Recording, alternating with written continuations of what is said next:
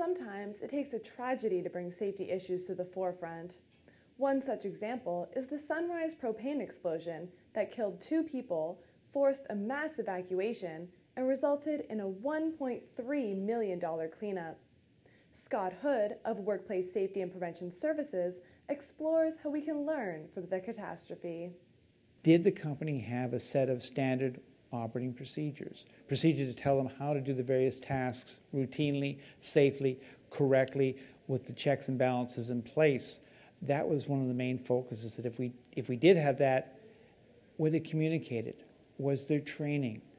Did we go back and evaluate that people are actually remembering what we've taught them and then still practicing those procedures? If they're not, we then need to find out why and maybe make corrections. Maybe the procedure is wrong. Maybe it needs to be augmented to be more user-friendly.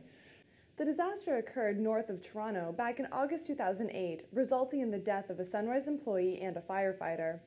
Nearby residential property was badly damaged, schools were shut down for 2 weeks, and a car dealership was completely destroyed. They were doing an operation that was probably routine. They were transferring from one truck to another. None of which would have been out of the ordinary. It happens in every industrial business in Ontario or in Canada for that matter.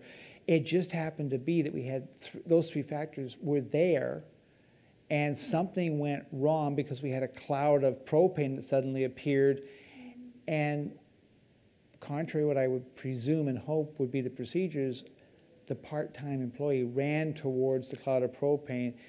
Somehow it was ignited and we had one major blast.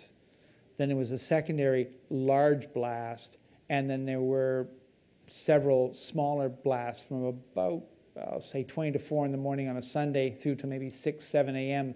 the same Sunday. Such disasters are not limited to propane companies, and any employer that is serious about protecting its employees and business must address all potential safety concerns. What could go wrong? What could happen?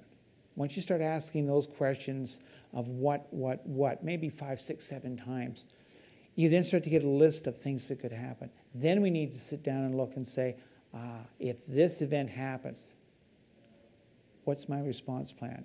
What am I going to do? And it's all part of business continuity planning. What am I going to do to allow my company to exist, to limp along until such a point in time as I can get back up to full operation again? And one of the messages that came out for any industry was, if you don't have that planning in place before the event, you may not survive.